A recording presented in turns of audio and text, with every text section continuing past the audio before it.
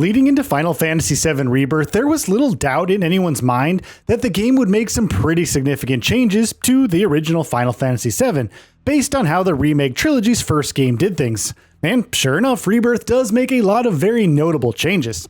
The larger story beats of the original game are by and large preserved, but there are several additions, changes, expansions, and what have you on top of that, with the end result being something that feels like it's treading its own path. From overarching story changes to the lore being further fleshed out in some sections, from how some characters are introduced to major new events that happen to others. There's plenty of instances throughout Final Fantasy VII Rebirth where it diverges from the prescribed path, and here we're going to speak about some of the biggest ones. Now, it's worth noting there are major spoilers ahead for Final Fantasy VII Rebirth. Then I hate to break it to you, but if he's been gone this long, the man is dead. Cloud? The Multiverse. Let's start off with the biggest and most obvious changes to the story here, which is the confirmation that the story does indeed now encompass multiple different timelines.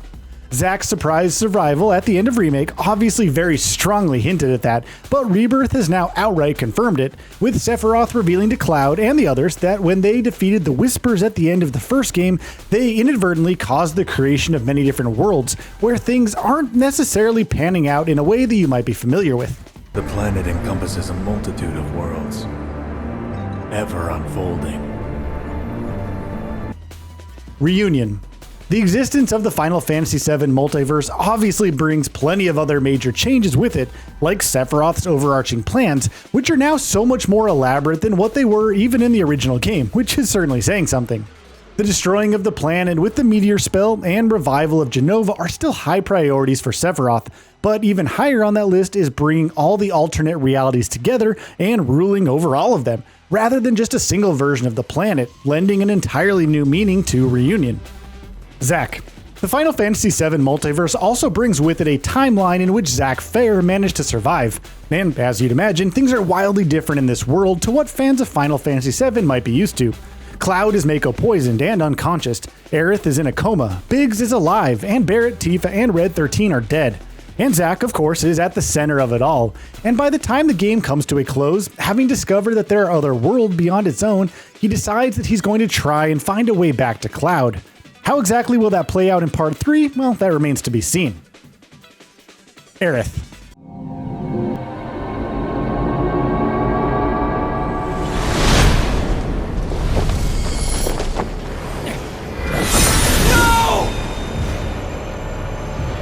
The big changes that many expected Final Fantasy VII Rebirth to make to Aerith's story hasn't been made. She still dies at the Forgotten Capital at Sephiroth's hands, though the game does make some changes around that nonetheless. While the original game certainly implied that Aerith had a part to play in using the white materia even after her death, in Rebirth that's much more overt. Her spirit has lingered on, and she's able to fully converse with Cloud even in this form, even if no one else in the party can see her, though Red 13 seems to be at least faintly aware of her presence. The G. The G had a very tiny role to play in the original Final Fantasy VII, one that in the grand scheme of things was almost insignificant. In Rebirth, they take on a significantly expanded role. After landing on the planet thousands of years ago, the extraterrestrial tribe known as the G fought against the Cetra, and during that conflict, they were the ones who created the black materia by pouring all of their hate and malice into a single concentrated orb.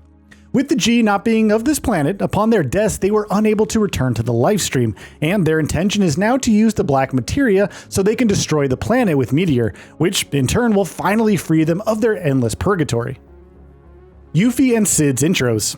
Originally an optional character in Final Fantasy VII, in Rebirth Yuffie is a full-fledged member of the main cast, which comes as no surprise after episode intermission. And with her taking on a larger role, the way she's introduced is also different. The party first meets her in Junon, where she tries and intends to assassinate Rufus Shinra during the parade, something that she certainly attempts to do, but not quite successfully. Following that, she continues to drop in and out of the story before finally joining the party in Costa del Sol. Similarly, Sid's introduction has been changed as well.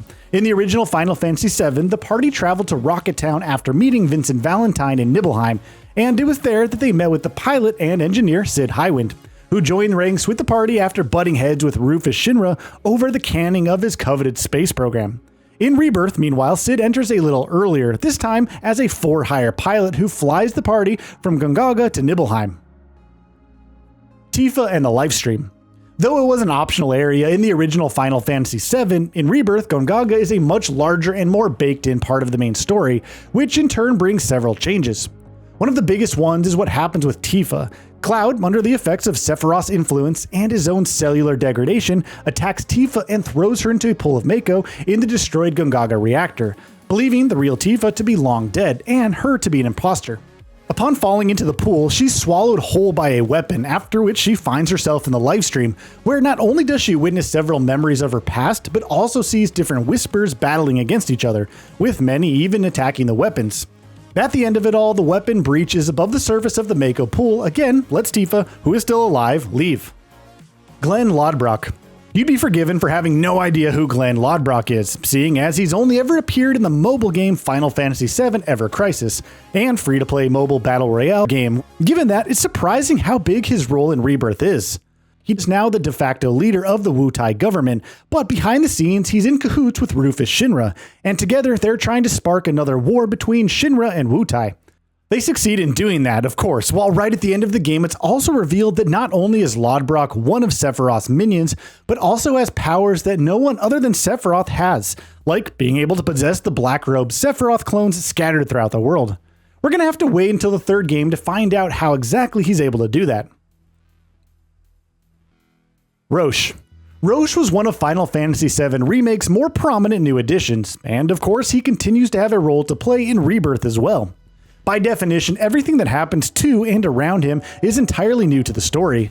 There are a couple of boss fights against him in Rebirth that obviously didn't exist in the original game, while later on in the story he also voluntarily agrees to become a Sephiroth clone.